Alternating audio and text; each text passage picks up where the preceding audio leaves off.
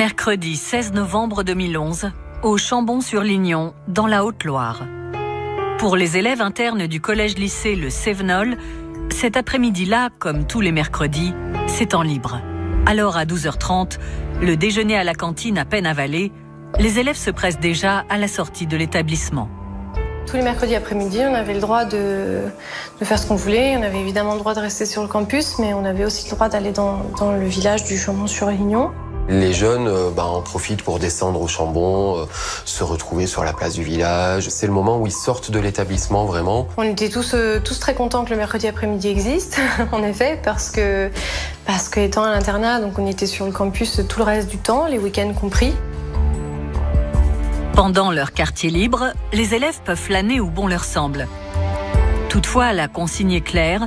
À 17h, tout le monde doit être rentré au Cévenol pour l'heure de l'étude. Mais au moment du pointage, une élève, Agnès Marin, manque à l'appel. J'ai une de mes maîtresses d'internat qui me demande si je sais où est Agnès. Alors je lui dis que non, que je l'ai croisée avant d'aller au village uniquement, mais que je ne l'ai pas revue. Alors jusqu'ici, évidemment, rien d'alarmant. C'est une information qui passe comme une autre. Je continue mon étude. Après tout, Agnès a peut-être seulement quelques minutes de retard. Mais le temps passe et l'adolescente n'est toujours pas rentrée. Au Cévenol, c'est l'inquiétude. D'autant qu'Agnès a 13 ans. Elle est la plus jeune de l'internat. C'est une très jeune pensionnaire et donc ça ne lui ressemble pas. Elle est assez ponctuelle. Être un peu en retard, de façon un peu nonchalante, ok. Mais inquiéter les gens, là, c'est pas son choix. C'est à ce moment-là que moi je bascule dans l'inquiétude et que je me dis vraiment quand même c'est un peu bizarre quoi. À 19h, c'est l'heure du dîner. Et toujours aucune nouvelle d'Agnès. Mon premier réflexe tout de suite en allant vers le réfectoire, c'est d'appeler Agnès sur son téléphone portable. Je suis directement tombée sur sa messagerie et je lui laisse des messages en lui disant oui, ma poulette, t'es où? J'avais presque envie de la rassurer, de lui dire moi, tu peux me dire où t'es. Au pire, si t'as séché ou quoi, c'est pas grave, mais voilà, dis-le-moi, quoi. Comme ça, au moins, je sais que ça va, quoi. Mais Agnès ne répond pas aux appels répétés de ses camarades. La nuit est tombée. La situation est vraiment préoccupante. Alors, sans tarder, un surveillant du collège prévient les parents d'Agnès. Et d'emblée, ils imaginent que le pire est arrivé à leur fille. Car ce silence et cette absence ne lui ressemblent pas. Les parents d'Agnès habitent Paris, à 600 km du Chambon-sur-Lignon. Mais ils seront là demain à la première heure. En attendant leur arrivée, ils demandent aux surveillants d'alerter immédiatement la gendarmerie. Une patrouille est alors envoyée au Cévenol. Équipés de lampes torches, les gendarmes fouillent l'internat et les bois tout autour. Les élèves et les surveillants, qui ne peuvent pas rester sans rien faire, se mobilisent et participent aux recherches. On organise clairement des battues. Donc on avait le droit de partir par petits groupes si un adulte était avec nous, évidemment. Donc il y en a qui vont dans le village, demander aux gens s'ils n'avaient pas vu. Il y en a qui restent sur le campus. Moi, je fais partie de ceux qui restent sur le campus et qui cherchent dans les abords de la forêt, par exemple. Les premières recherches au Chambon, donc ce soir-là, elles se font de façon un peu rudimentaire. C'est à la lumière d'un téléphone, c'est une lampe de poche. Donc on y va à tâtons. La nuit est tombée, il fait très noir, on voit rien. Et en plus, le secteur est très boisé. Difficile de retrouver une trace. Et puis la panique monte, et on a peur. Notre seule pensée, c'est Agnès, et de pas savoir où elle est, et de voir que dehors, il fait froid, et il fait nuit, et on la voit partir l'après-midi avec son petit cardigan. On se dit, ça peut pas aller bien, là. Malgré la mobilisation, impossible de retrouver la moindre trace de la collégienne. Les recherches se terminent tard dans la nuit, mais reprendront le lendemain matin. Lorsque le jour se lève, Toujours aucune nouvelle d'Agnès. L'angoisse est à son maximum. Des renforts de gendarmerie arrivent alors au Cévenol. Lorsque j'arrive sur les lieux, assez rapidement, on perçoit une ambiance vraiment particulière. C'est vraiment un établissement qui est perdu au milieu des bois, donc avec des hectares complets de verdure. C'est un endroit qui n'est pas clôturé. Je suis plongé au milieu de cet univers, avec ces jeunes qui viennent à moi d'une façon un petit peu incongrue, décalée, interrogatif, inquiet. Tout concourt, si vous voulez, à une certaine ambiance froide et assez lourde.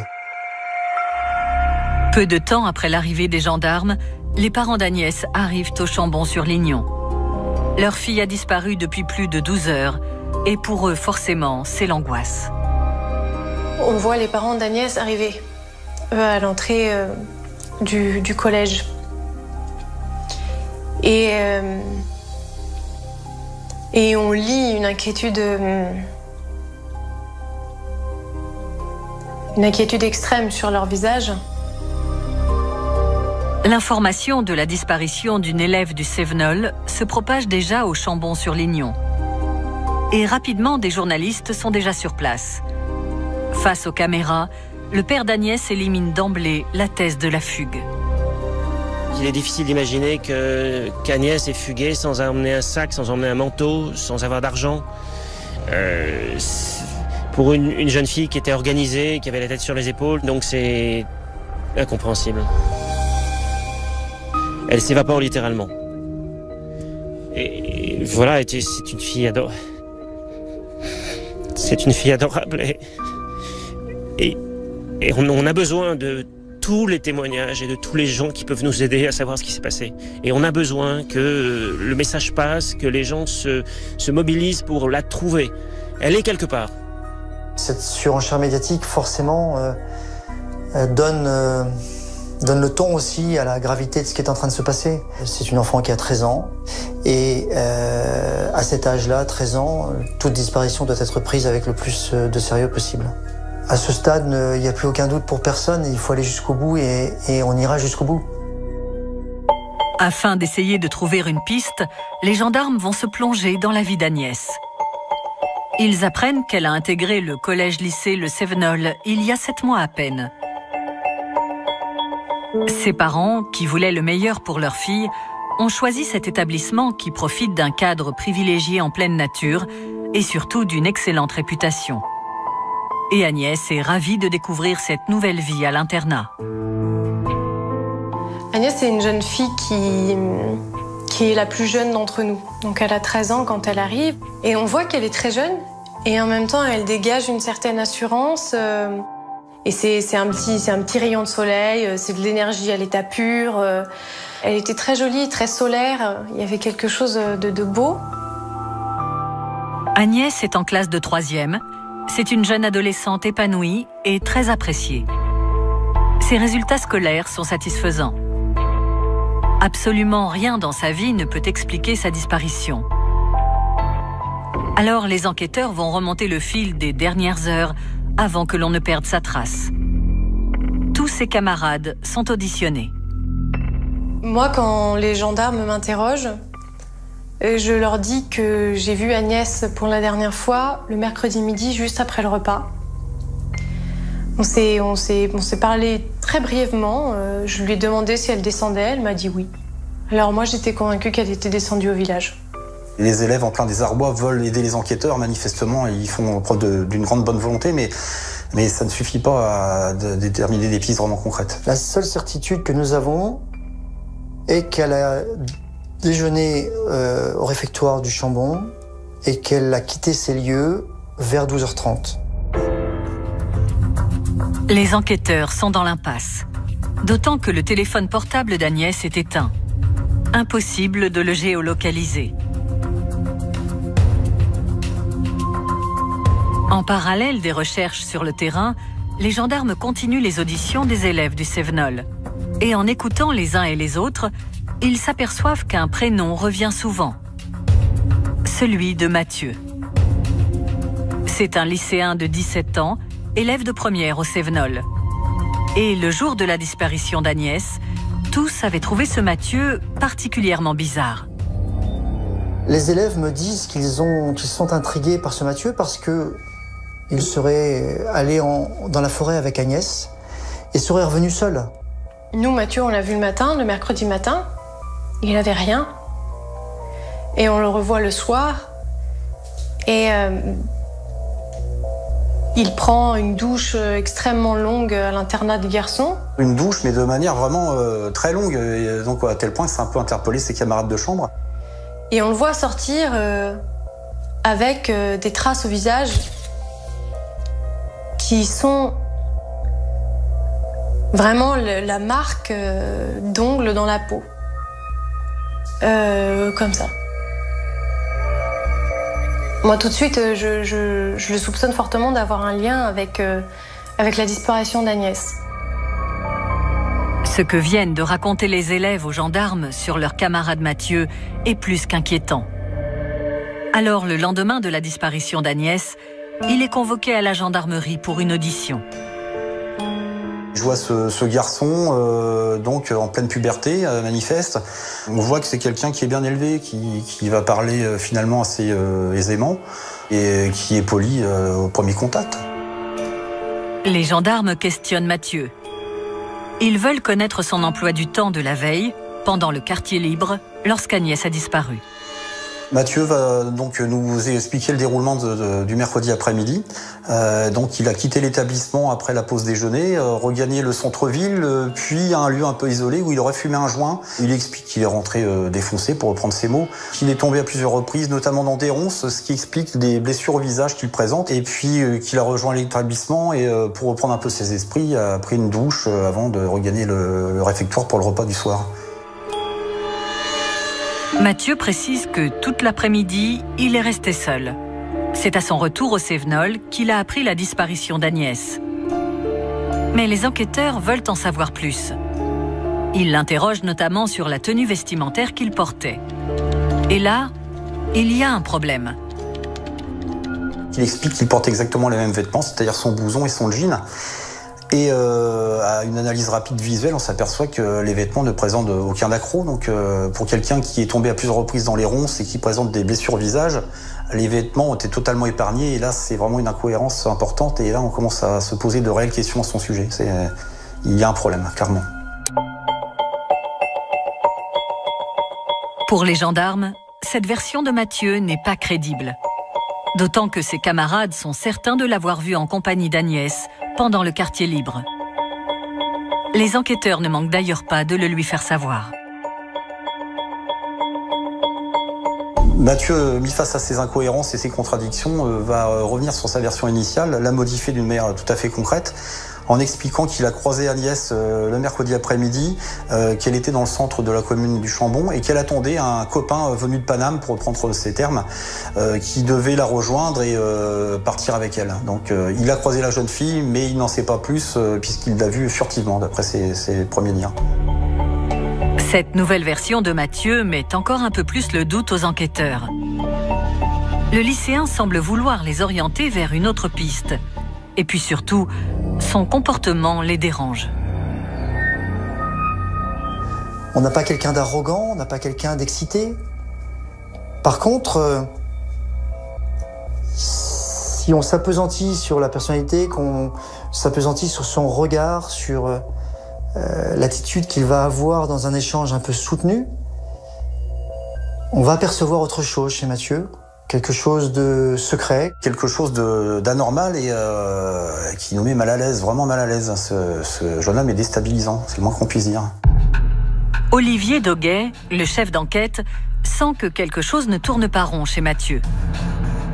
Alors, 24 heures après la disparition d'Agnès, il le place en garde à vue.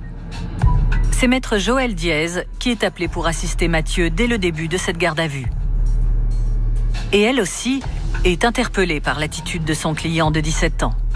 En fait, je suis, moi, tout de suite frappée. Alors, c'est vrai par ses égratignures au visage, mais je suis aussi frappée par son comportement. Il a des tics d'expression. Il n'est pas tranquille. Moi, je vois un adolescent, puisque c'est un jeune, perturbé, dès le début. Ce Mathieu est décidément étrange. Olivier Doguet veut alors en savoir plus sur le gardé à vue.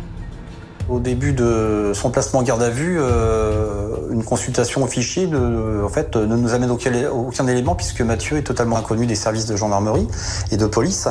Mais de par son statut de mineur, on va devoir joindre ses parents qui habitent dans le Gard. Il y a un gendarme de Tence, c'est une ville à côté du Chambon-sur-Lignon, qui m'appelle en me disant que Mathieu est mis en garde à vue dans le cadre d'une disparition d'une jeune fille scolarisée au Cévenol. C'est tout ce que je sais. Je suis pas d'un naturel toujours très inquiet, quoi. Donc je me dis, bon, voilà, on va pas commencer à se faire des films, on va attendre que ça avance, quoi, voilà. Et puis après, très rapidement, j'allais vous dire, on commence à en parler à la télé. Je me dis, waouh, qu'est-ce qui se passe, quoi.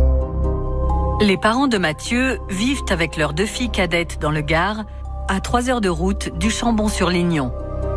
Ils sont convoqués le lendemain matin à la gendarmerie, mais même s'ils sont très inquiets, ils n'ont pas le droit de voir leur fils, ni de l'avoir au téléphone. C'est la règle lors d'une garde à vue, même de mineurs.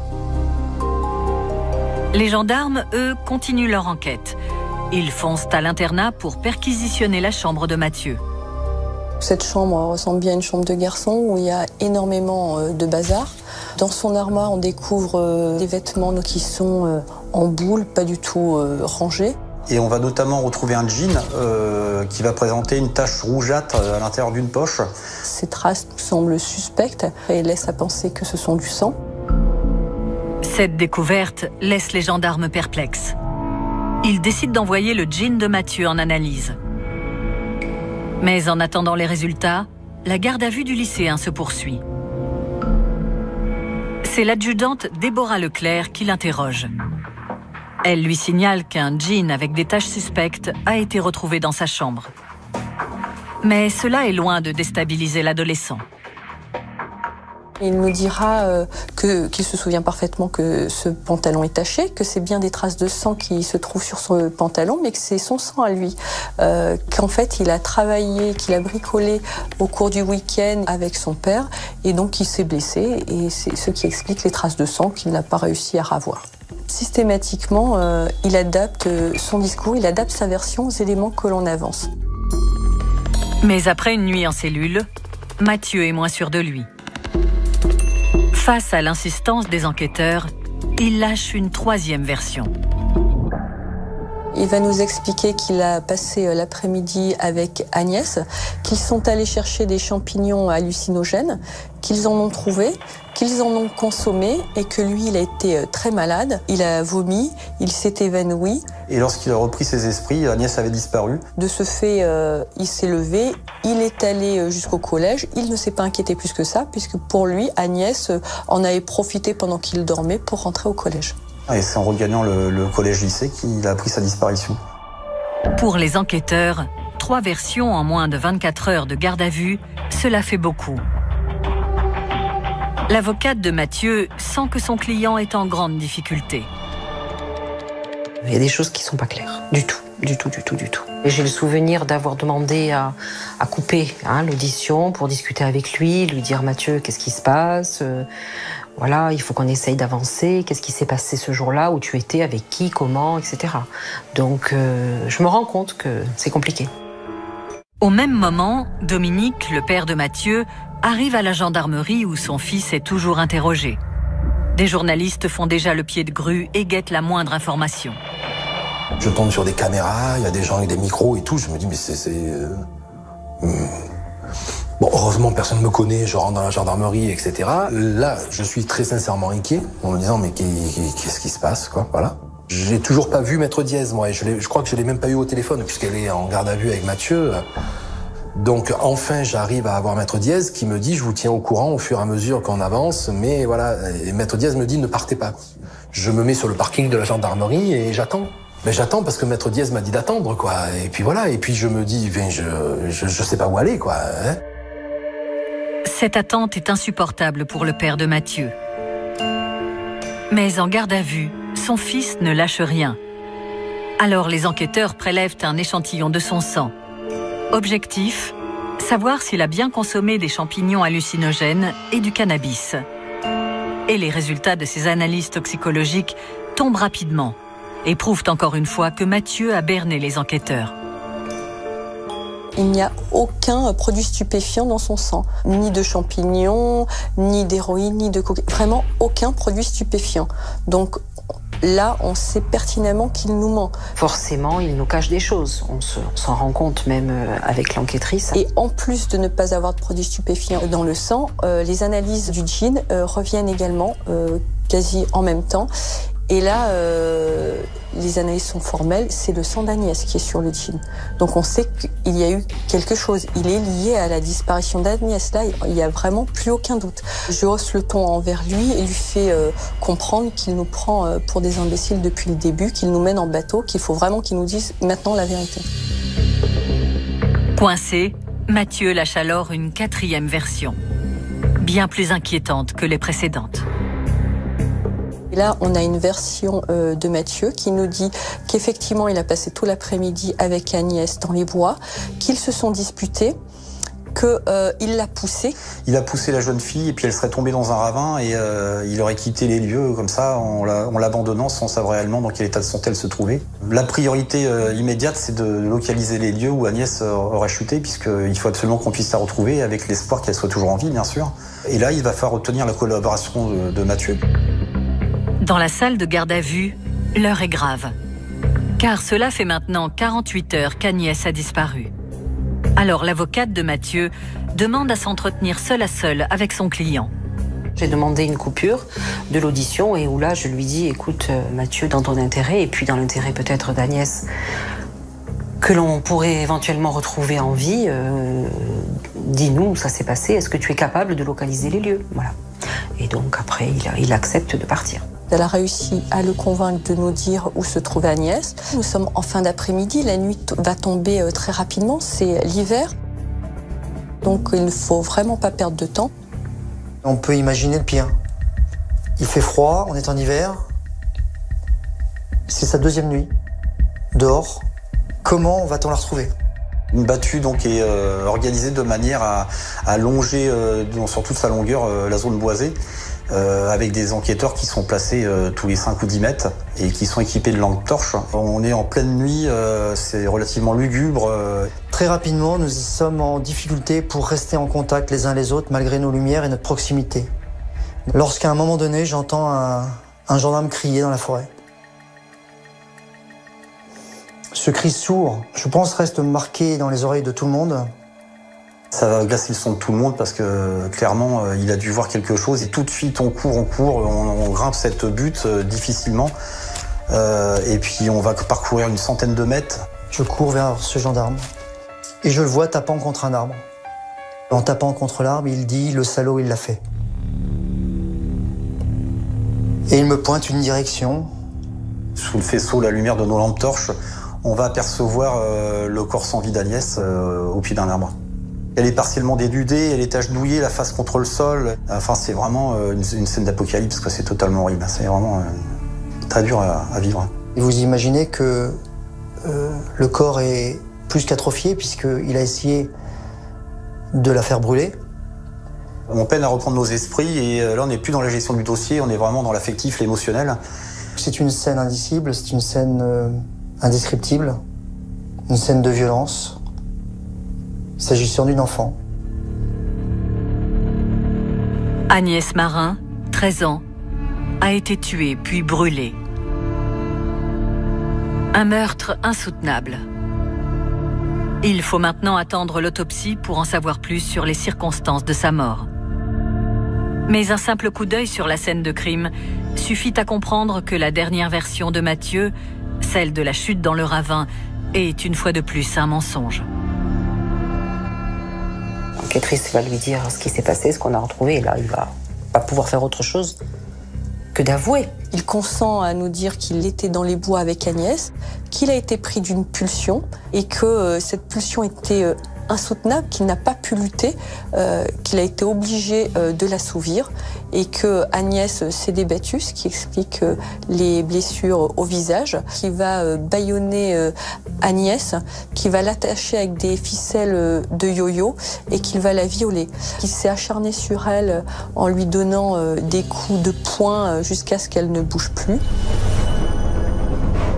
Une fois qu'il se rend compte de cet acte, où il reprend finalement, selon lui, ses esprits, qu'il n'est plus dans cet état de pulsion, il sait qu'on va la découvrir, que les gens vont savoir ce qu'il a fait, et c'est là qu'il va asperger le corps d'Agnès avec de l'essence à Zippo, et qu'il va mettre le feu, et qu'il va alimenter ce feu avec des morceaux de bois retrouvés sur place.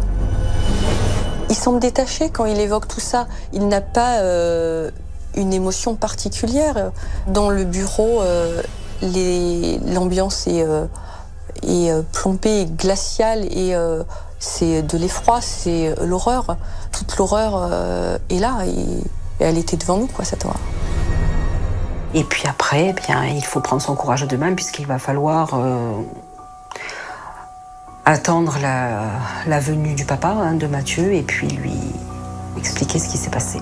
Je rencontre uniquement le papa de Mathieu, puisque son épouse n'a pas pu se déplacer, puisque Mathieu a des sœurs en bas âge, donc elle a été obligée de les garder. On me met dans un petit bureau face à une gendarme qui m'expose les faits, mais relativement froidement et rapidement. Ces mots, c'était, voilà, votre fils a violé Agnès, pour qu'elle se taise, il la tue. Pour faire disparaître le corps, il la brûle. Le papa de Mathieu est en pleurs. Il est abasourdi. Le monde s'est écroulé autour de lui. Assommer, c'est un joli mot, quoi. Non, ça tue, je crois. Là, je crois que moi, c'est moi qui ai sombré dans une forme de folie. J'avais qu'une obsession, c'était voir Mathieu. Et je veux voir Mathieu, c'est tout. Je crois que Maître Diaz me parle, etc. Mais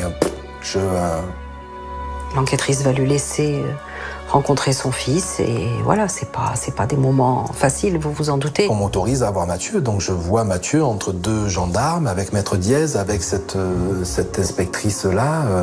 Mathieu, moi, de suite, je veux l'embrasser. Et lui, il me repousse, vous savez, il me dit non, pas... Allez, j'ai tout gâché, laisse-moi tomber. Il veut m'éloigner pour certainement me protéger. Peut-être que à ce moment-là, il se dit, je mérite pas l'affection, même pas de mes parents, quoi. Et moi, j'insiste en lui disant, non, je te laisserai pas tomber parce que tu es... Mais parce que je suis là pour mes enfants, quoi. Mathieu est mis en examen et incarcéré pour assassinat.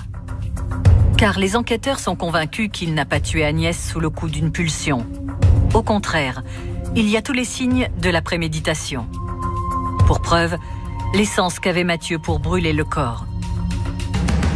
Le jeune mineur aurait en réalité attiré Agnès dans un piège.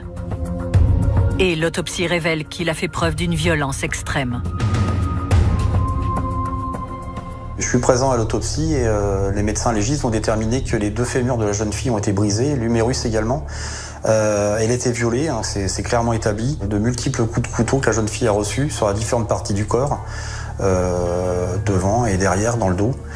Plusieurs coups mortels, des coups puissants. 17 au total, qui révèlent, enfin le tout révèle un acharnement qui est... terrible. Enfin, voilà, je crois que rien n'a été épargné. On est au sommet de l'horreur. C'est vraiment une catastrophe, quoi. Quand on imagine que c'est un gamin de 17 ans qui est à l'origine de ces actes, ça glace le sang de tous les enquêteurs présents. Lorsque les élèves du Cévenol, mais aussi les parents de Mathieu, apprennent l'indicible calvaire qu'il a fait subir à Agnès, tous sont dans la douleur. Je m'effondre littéralement et je hurle dans le vide. Je souffre d'imaginer la douleur.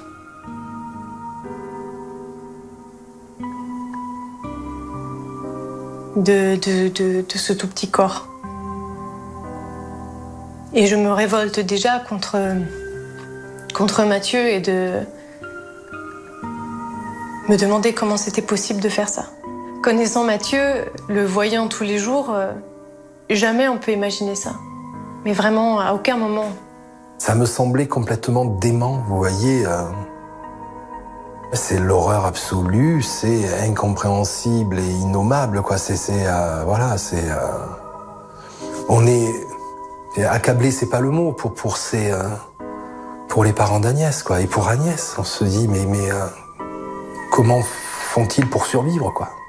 Parce que j'allais vous dire, nous on est d'une côté de l'horreur, d'un côté de l'horreur. Eux ils sont de l'autre côté de cette horreur, mais c'est certainement, je suis sûr, c'est pire, quoi. Ils ont enterré une fille, quoi. Le lendemain de la découverte du corps d'Agnès, le 19 novembre 2011, le procureur de Clermont-Ferrand organise une conférence de presse au Chambon-sur-Lignon. Car la famille d'Agnès, la presse, l'opinion publique, tout le monde veut comprendre comment ce mineur, âgé d'à peine 17 ans, a pu commettre l'irréparable. Et contre toute attente, le procureur révèle qu'Agnès n'est pas la première victime de Mathieu. Il avait violé en août 2010 une jeune fille qui était une de ses camarades de classe. Et il a été écroué par le juge d'instruction pour ce viol sous menace de arme. Il a effectué 4 mois de détention provisoire. Il n'a pas été jugé pour cette affaire. Il a été, comme c'est la règle en matière de mineurs, libéré sous contrôle judiciaire. Mathieu, pourtant mineur, est en réalité un violeur récidiviste. Son père, Dominique, l'avait d'ailleurs révélé aux enquêteurs dès le placement en garde à vue de son fils. Mais cette information n'avait pas été publiquement annoncée avant cette conférence de presse. Après l'assassinat d'Agnès, la mère de sa première victime craque face aux journalistes. Je suis en colère, anéantie pour la famille de la petite. Parce que j'aurais pu être à sa place. Et je pourrais pleurer ma fille en ce moment. Et eux, ils pleurent la leur. Je dis la prochaine, il refera pareil, il ira jusqu'au bout. Et j'en étais convaincue. Et je ne me suis pas trompée. Cette première affaire s'est déroulée 15 mois avant la mort d'Agnès. À l'époque, Mathieu vivait avec ses parents dans un petit village du Gard. C'est là qu'il a grandi. Le 1er août 2010, il envoie un SMS à Julie, une de ses amies d'enfance. Il lui donne rendez-vous pour lui rendre 10 €. Julie va aller le rejoindre et quand elle va le rejoindre, il lui dit que en fait il a une boîte cachée dans la garrigue où il y a son argent et notamment cet argent-là qu'il doit lui restituer et il lui demande de la suivre. Donc Julie n'a absolument aucune raison de s'en méfier, donc elle le suit tout à fait sereinement.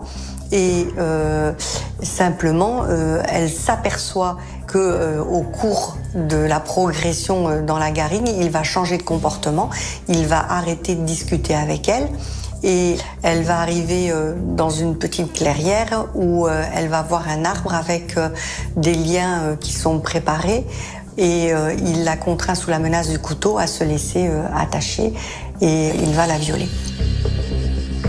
Dans son malheur, il y a une chance, c'est que son téléphone va sonner et il va apparaître le mot « maman ». Et là, en restant aussi calme qu'elle peut, elle va essayer de le raisonner. « Laisse-moi partir, moi, il faut absolument que j'aille retrouver maman ». Et là, il va céder et il va la détacher. Et il va l'autoriser à repartir. À peine rentrée chez elle, Julie, traumatisée, dénonce Mathieu. Il est immédiatement interpellé au domicile de ses parents. Ils apprennent alors que leur fils, âgé d'à peine 15 ans, a violé sous la menace d'un couteau son ami d'enfance. Vous savez l'expression « coup de massue », voilà, c'est ça. Vous êtes plaqué au sol, quoi. Vous êtes écrasé par la violence de ce que vous venez d'apprendre, quoi. Qu'est-ce qu'il a fait à cette jeune fille, quoi? Julie est quelqu'un de rayonnant et très très loin de tout ce qui pouvait être moche, sale, etc. Donc ce qui lui est tombé dessus, c'est quelque chose de cataclysmique. Et elle est fondamentalement traumatisée avec un sentiment d'autant plus difficile, c'est que c'est un sentiment de trahison aussi, parce que elle a été agressée par un membre de son entourage qu'elle connaissait depuis sa plus tendre enfance. Julie, elle est venue à la maison, c'est quelqu'un que l'on que l'on connaît, quoi. C'était un cauchemar, et très souvent on se dit, de toute façon, ce que l'on vit, c'est rien par rapport à ce que vit Julie et sa famille. Donc nous, très rapidement, on se dit, on n'a plus rien à faire dans ce village-là, quoi, parce qu'on ne voulait pas, j'allais vous dire, infliger ça aux parents de Julie, à Julie, de nous croiser, etc., etc. Donc je crois que dans les 48 heures, on prend la décision de partir, quoi. Les parents de Mathieu, rongés par la honte, décident immédiatement de déménager. Ils sont dans l'incompréhension la plus totale. D'autant que rien dans l'enfance de Mathieu ne peut expliquer qu'il soit devenu un adolescent criminel. C'était un petit garçon, un bébé très très très sympa. En plus, il a eu la faculté de parler très tôt. Donc c'est vrai que très rapidement, on était en relation avec Mathieu, quoi. On discutait avec lui et il était très curieux de tout. Il était, j'allais vous dire, épanoui, intelligent. C'était un petit garçon comme beaucoup de papas et de mamans rêvent d'avoir, quoi. Mathieu comble ses parents de bonheur. C'est un enfant dégourdi et éveillé. Mais dès son arrivée en classe de CP, il va rencontrer des difficultés scolaires. Il a été diagnostiqué dysorthographique, dyslexique, dyspraxique. Alors la dyspraxie, on ne savait pas trop ce que c'était, nous, donc c'était sur la motricité fine. Mathieu ne sait pas utiliser une règle. Et c'est vrai que Mathieu avait du mal à rester concentré. En classe, très souvent, hop, il divaguait. On le voyait, il rêvassait. Une fois qu'on nous a alertés là-dessus, c'est vrai que pour nous, ça a été une énorme préoccupation. Et Mathieu a toujours été suivi par une ou plusieurs orthophonistes. Il a été suivi par une pédopsychiatre. Grâce à cet encadrement rigoureux, Mathieu réussit à suivre une scolarité normale. Il va au collège, puis au lycée. Arrive alors la période de l'adolescence. Au lycée, il a découvert l'ensemble des bêtises que font les jeunes adolescents, fumer quelques cigarettes, boire une bière, fumer un joint, mais là aussi, il nous a jamais présenté de problème grave, quoi, vous voyez. J'avais indiqué initialement que Mathieu semblait avoir reçu une éducation tout à fait satisfaisante et c'est le cas. Hein. On a rencontré ses parents qui sont des gens tout à fait structurés, clairs dans leur tête. Des parents qui travaillent, qui ont bien élevé leurs enfants. C'est pas là qu'on trouve une piste pour expliquer ce qui se passe. Et malgré ça, on est confronté à un mineur qui dérape complètement et qui commet le pire. Rien ne pouvait laisser présager cette horreur. C'est pourtant ce même Mathieu qui, à l'âge de 15 ans, a violé Julie sous la menace d'une arme. Puis, 15 mois plus tard, à l'âge de 17 ans, a violé, tué, puis brûlé Agnès. Il a répété le même traquenard, le même mode opératoire. Mais il a grimpé dans l'ultra-violence. Si on regarde les circonstances du premier viol, ce sont des circonstances effrayantes de la part d'un mineur. De cette première expérience judiciaire, il n'a tiré qu'un seul enseignement, il ne faut pas laisser de témoin. Et la deuxième fois, il supprime le témoin de son viol. L'affaire de ce mineur récidiviste fait alors la une de tous les journaux. Tout le monde veut comprendre comment Mathieu a pu être remis en liberté après l'affaire Julie. On va vraiment essayer de savoir comment ça s'est passé, qu'est-ce qui a justifié sa remise en liberté, pourquoi il est arrivé au Chambon-sur-Lignon. On va se poser toutes ces questions et on va essayer de savoir. Quand on va savoir, on va tomber de très très haut. Pour comprendre ce qu'il s'est passé, il faut se replonger en août 2010. Après le viol de Julie, Mathieu est incarcéré dans une prison à Avignon, dans un quartier pour mineurs. Ses parents sont très inquiets des mauvaises fréquentations qu'il pourrait y faire. J'avais peur de tout ce que moi, je pouvais lire et connaître sur ce qui se passe en prison et qu'est-ce qu'on y fait et qu'est-ce qu'on y devient, quoi. On a un enfant de 15 ans, un ado de 15 ans qui est derrière les verrous. Donc l'idée de tout le monde et du juge d'instruction et des parents de Mathieu, c'est non pas de le ramener à la maison comme si de rien n'était, mais de trouver une alternative entre la maison d'arrêt et le domicile familial pour qu'il soit encadré, qu'il suive une scolarité normale et puis qu'il soit soigné. C'était très clair, hein, et y compris pour Mathieu, pour toute la famille. C'était Mathieu pourra sortir en attendant son procès, mais un jour ou l'autre, Mathieu sera condamné pour ces faits. Et il sera certainement condamné très lourdement, parce que c'est des faits qui sont condamnables. D'ailleurs, la juge d'instruction est très claire. Mathieu pourrait être libéré, mais à 2 conditions. Il doit être scolarisé loin du Gard, et donc de Julie, et surtout être expertisé par un psychiatre. La juge d'instruction, elle avait dit, on ne le fera pas sortir si jamais un psychiatre nous dit qu'il est fou. Mais pour nous non plus, il n'était pas question que Mathieu sorte si quelqu'un nous dise qu'il puisse présenter le moindre danger, quoi. Les parents de Mathieu vont alors se démener pour remplir la première condition, trouver un pensionnat qui accepte d'accueillir leur fils. Le papa de Mathieu expliquera qu'il a frappé à plein de portes et essuyé beaucoup de refus, jusqu'à arriver au Chambon-sur-Lignon. Ils vont avoir contact donc avec les responsables du Chambon-sur-Lignon, auxquels ils vont expliquer, et ça j'y tiens beaucoup, qu'il y a un souci et que Mathieu est en prise avec un dossier sur Nîmes et qu'il s'agit d'un viol qui lui est reproché. Il dira les choses très clairement. Et le directeur du collège va accepter Mathieu. Quand je rencontre le directeur du Cévenol, et ça a été, si la justice estime que Mathieu a sa place au Cévenol, Mathieu aura une place au Cévenol. Mathieu est donc accepté au Cévenol. Mais pour qu'il soit libéré, il doit encore rencontrer un expert psychiatre. La juge d'instruction mandate le docteur Claude Egvive, un pédopsychiatre renommé du sud de la France. Selon l'expert, c'est la consommation excessive de jeux vidéo et de films violents, ajoutée à la consommation de cannabis, qui ont poussé Mathieu à violer Julie. Il se serait déconnecté de la réalité. Il avait scénarisé un jeu de rôle qui a débouché sur un viol. J'avais remarqué aussi que ce sont souvent des enfants qui ont des problèmes de langage. Et lui avait eu un gros problème de langage.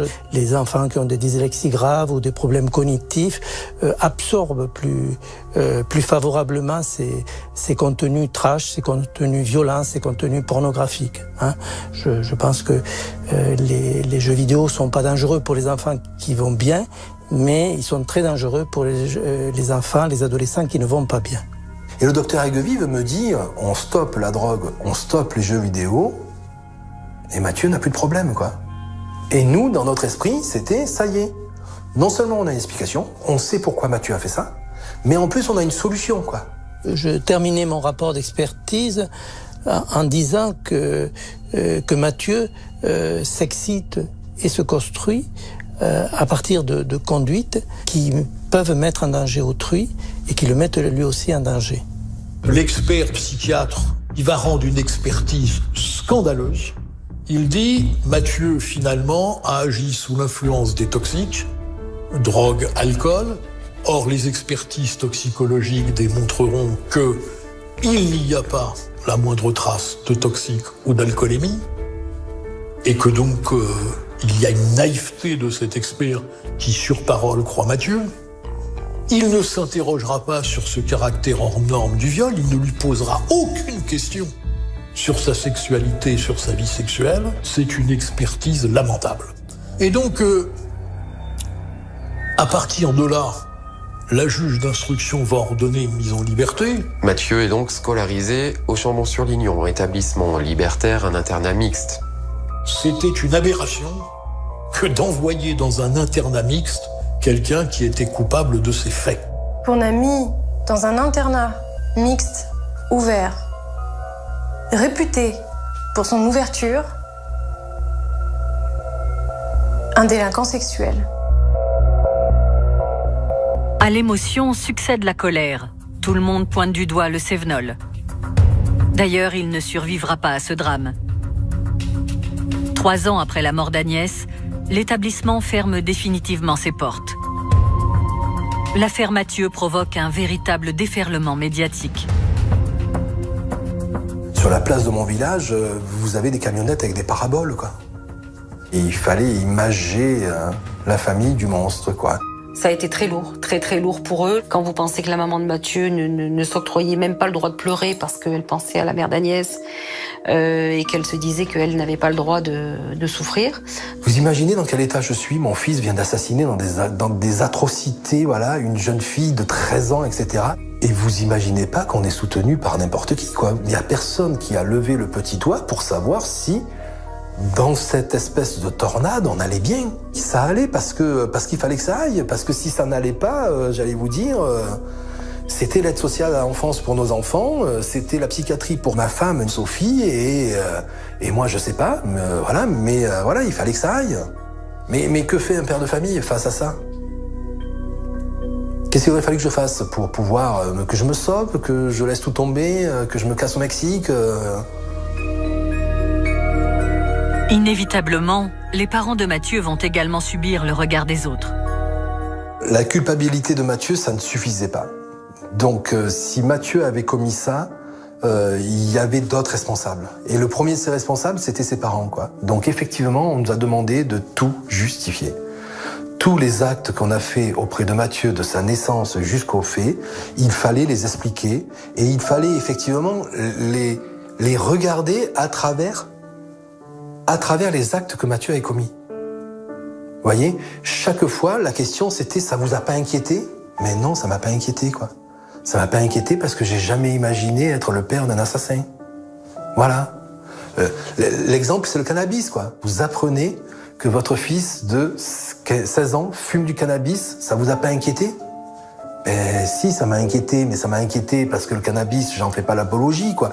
J'en ai discuté avec Mathieu, etc. Mais voilà, non. J'allais vous dire, qui fait le lien cannabis-assassinat?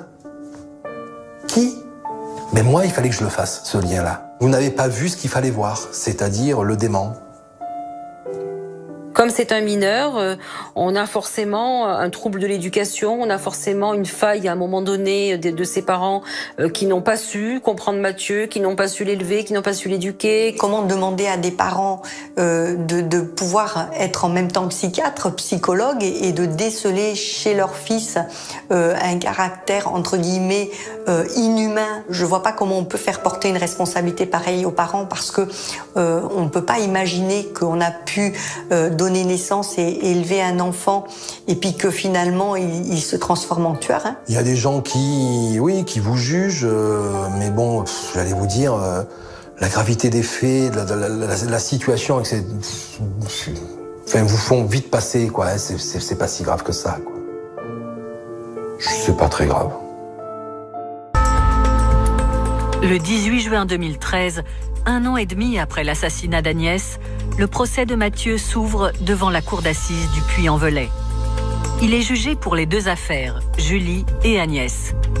Les 2 dossiers ont été joints car ils sont indissociables pour la compréhension de ces drames.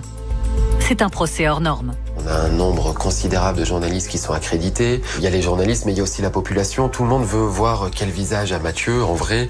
Vous entendez des sirènes hurler, vous voyez des gens mais qui sont armés, j'allais vous dire, mais jusqu'aux dents, quoi, vous voyez. C'est la cohorte qui accompagne Mathieu, quoi. Mais ils étaient, je sais pas, moi, peut-être, ils étaient 8, armés jusqu'aux dents pour protéger Mathieu, qui était caché sous une couverture avec un casque, un gilet pare-balles et tout.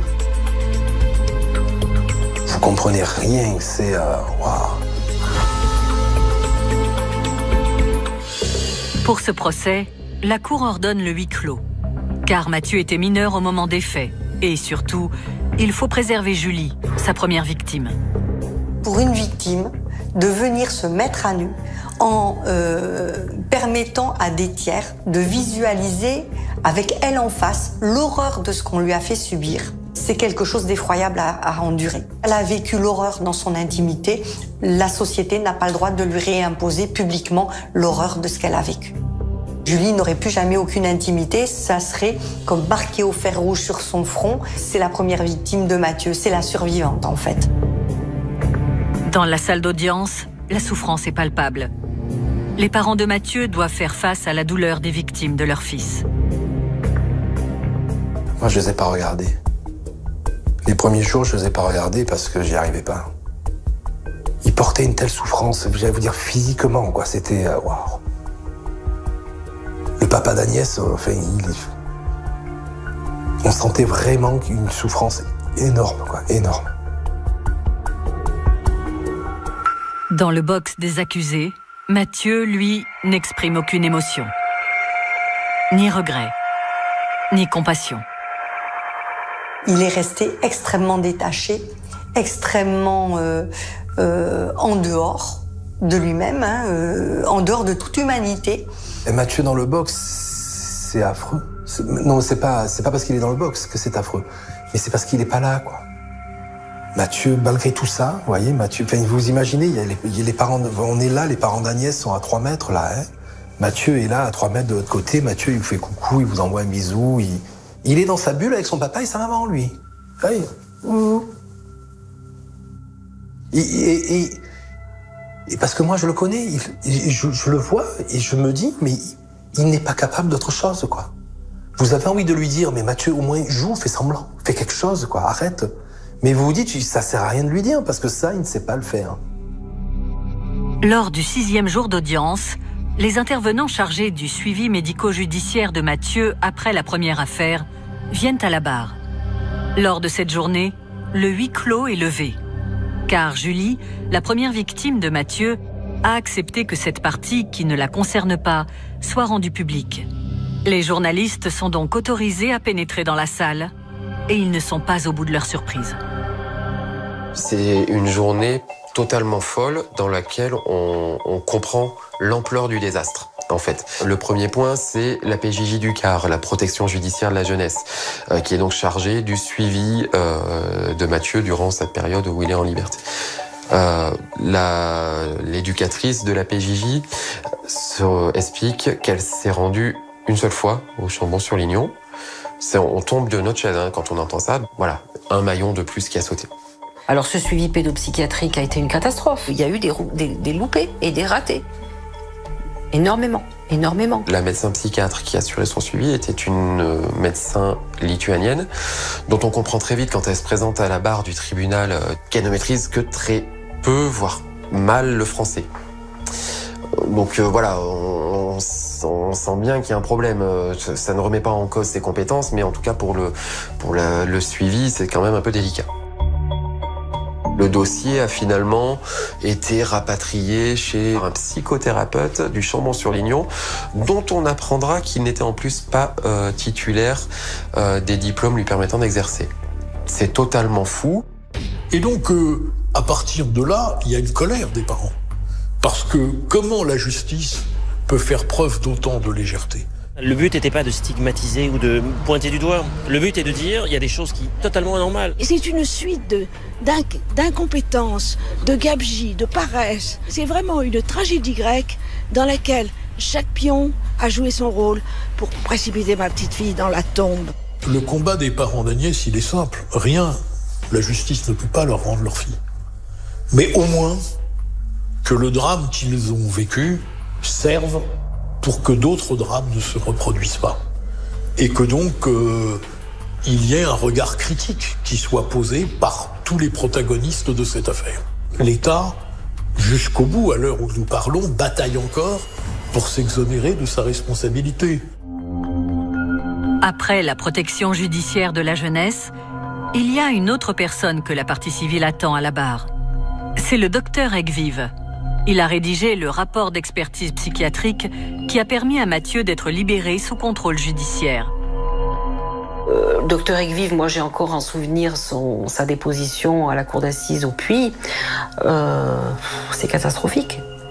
C'est catastrophique parce que tout le monde lui tombe dessus. Il va se voir affublé de tous les noms d'oiseaux, d'incompétents. J'ai bien compris que j'étais le bouc émissaire de quelque chose qui est impensable, irreprésentable. Je suis pas l'État. L'État, donc, est quelque chose de neutre, de confus, dont c'est plus facile de faire porter la responsabilité à un visage humain. Le docteur Egvive s'est trompé. Pourquoi il s'est trompé? Voilà, moi quand je lis le rapport d'expertise, je me dis que Mathieu lui a raconté à peu près n'importe quoi, certainement. Parce que Mathieu, c'est quelqu'un qui peut vous berner totalement, c'est quelqu'un qui peut mentir sans qu'on s'en rende compte. Voilà, c'est une personnalité comme il n'y en existe pas d'autres. Le docteur Egvive a été très très meurtri par ce qui s'est passé. Lui, il a eu une prise de conscience totale avec une remise en question. C'est vraiment le sentiment qu'on a eu. Ça a été une souffrance indicible pour lui. J'ai été effondré. Je comprends et je compatis à la colère de cette famille et à leur désespoir. Je suis quelqu'un de responsable. J'assume ce que je dis. Et voilà, je suis un médecin. Je travaille pour protéger la vie. Je pense à cette petite Agnès souvent. Après 10 jours de procès, la sentence tombe.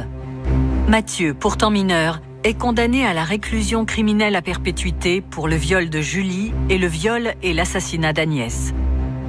Un verdict exceptionnel. C'est la perpétuité. C'est un séisme. On sait que le seul cas de mineur condamné à perpétuité, c'est Patrick Dils, qui entre-temps a été acquitté. Donc c'est une première, c'est une condamnation qui est énorme. Et il n'y a pas d'injonction de soins. Ce qui est très très étonnant, c'est qu'en gros, on dit le suivi a été déplorable, mais qu'on ne proposera pas de faire mieux. Enfin voilà, on va s'arrêter là. Mais c'était incompréhensible. C'était on va l'enfermer pour toujours, ok, mais pourquoi? Qu'est-ce qu'il a? Pourquoi il fait ça? On n'en sait rien et on s'en moque. Pendant 15 jours, on nous a mis là sur un grill en nous disant la récidive, mais si on veut que Mathieu ne récidive pas, soignons-le, quoi, soignons-le. Dans la minute où on a prononcé le verdict, notre décision était prise de faire appel. Le procès en appel de Mathieu s'ouvre un an plus tard, le 29 septembre 2014, à Riom. Dans le box, Mathieu, qui a maintenant 21 ans, se comporte différemment. Il parle plus. Là, il va s'expliquer un peu plus, et ça va être effrayant. Quand le président va lui dire « Qu'est-ce que vous avez ressenti quand vous avez poignardé Agnès Marin ?», il va dire « J'ai ressenti une grande jouissance ».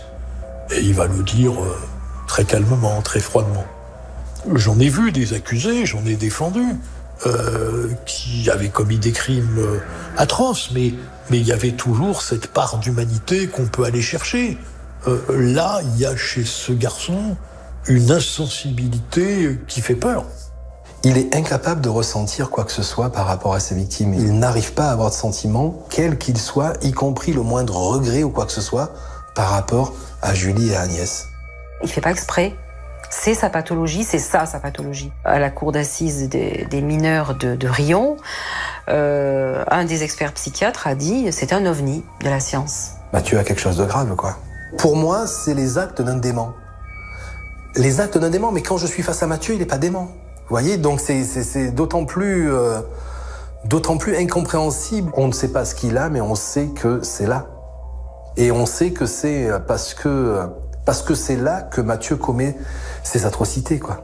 Mais c'est pas pour le dédouaner, hein. C'est pas, je suis pas en train de vous dire il est coupable de rien. Non, il est coupable des 2 actes qu'il a commis et ces actes sont atroces. Ce qu'il a fait, on ne l'a jamais nié ni quoi que ce soit, ni minimisé, ni rien. C'est atroce. Il n'y a pas pire. Il est responsable de ses actes. Ce que les collèges d'experts ont tous dit, et donc que ensuite son état mental et psychique ne soit pas satisfaisant, oui, mais ça n'empêche pas qu'au moment des faits, car c'est ça ce qui compte quand on juge quelqu'un, c'est qu'au moment des faits, il était parfaitement conscient de ce qu'il faisait. Il y a aussi ce fait-là que moi, pour me protéger aussi, pour pouvoir tenir, je veux pas tout savoir. Je veux pas tout savoir parce que je me dis que si je sais tout, je me mets en danger, quoi. Et je suis pas armé, moi non plus, pour gérer tout ça, quoi. Le 10 octobre 2014, le verdict d'appel tombe. Après 10 jours de procès, Mathieu est une nouvelle fois condamné à la réclusion criminelle à perpétuité. Mais avec cette fois-ci, une injonction de soins à vie. C'était tout ce qu'on demandait, une injonction de soins. Voilà. Pour nous, c'était aussi nous dire, voilà, ça, maintenant, on va être déchargé de ça. On pourra dire, nous, à la justice, vous avez l'obligation de prendre en charge Mathieu, de le soigner, de l'accompagner, etc. Et il est bien noté, il n'y a pas de date, quoi. Mathieu, à vie, doit être accompagné. Et ça, pour nous, c'était immense. C'était une des garanties qu'effectivement, on aura les moyens de prévenir toute forme de récidive. La réaction de Mathieu au verdict, eh bien, elle va dans la lignée de tout ce que je vous ai raconté. C'est-à-dire que même lorsqu'on va lui annoncer qu'il va passer le reste de sa vie entière, alors qu'il a même pas 20 ans, derrière les barreaux, n'importe qui s'écroulerait. N'importe qui, normalement constitué, s'écroulerait. Lui, par 2 fois, il ne s'écroulera pas. Justice a été rendue pour la 2e fois. Mathieu a été plus bavard qu'en première instance. Ça a été des moments absolument épouvantables. On a eu une petite idée du calvaire qu'il a fait subir à ma fille aimée. Et il y a des choses qui ne s'oublient pas. Maintenant c'est bien qu'il soit à l'abri et qu'il ne puisse plus jamais faire ce qu'il a fait subir à Agnès. Mathieu, il a 25 ans. Aujourd'hui, il ne s'imagine pas ailleurs qu'être enfermé. Non pas parce qu'il y est bien, mais parce que pour lui, c'est une garantie. Qu'il doit avoir une trouille immense d'être en capacité de pouvoir récidiver, quoi. De ce drame, il reste un visage impossible à oublier. Celui d'Agnès Marin. Ça me tient toujours à cœur de parler d'elle. Parce que comme je l'ai déjà dit, c'est une jeune femme pétillante, solaire, avec des projets et l'envie de vivre. Et je pense qu'elle mérite sa mémoire. Je ne pense pas qu'il se passe une journée sans qu'on pense très sincèrement à Agnès et à sa famille, quoi. Pendant très longtemps, on s'est interdit, nous, d'affirmer notre souffrance parce qu'on se disait qu'elle n'avait aucune légitimité par rapport à la souffrance des 2 familles et des victimes de Mathieu, quoi. Il a fallu du temps pour les déculpabiliser. Voilà, comme si en fait on leur reprochait de continuer à s'occuper d'un criminel. Ça reste leur enfant, un enfant à perpétuité, et ils resteront, les parents de Mathieu, à perpétuité, à vie. J'espère que tous les parents soient capables de ça, quoi. Parce que ça fait partie de notre rôle de parents. J'arrive à comprendre que notre témoignage peut être choquant sur certains aspects, etc. Mais que si ce témoignage-là peut avoir l'utilité d'aider peut-être une famille qui un jour se retrouvera dans une situation qui ressemble à la nôtre, je me dis que c'est pas vain et que c'est utile. Si on peut aider ne serait-ce qu'une personne, une famille, voilà.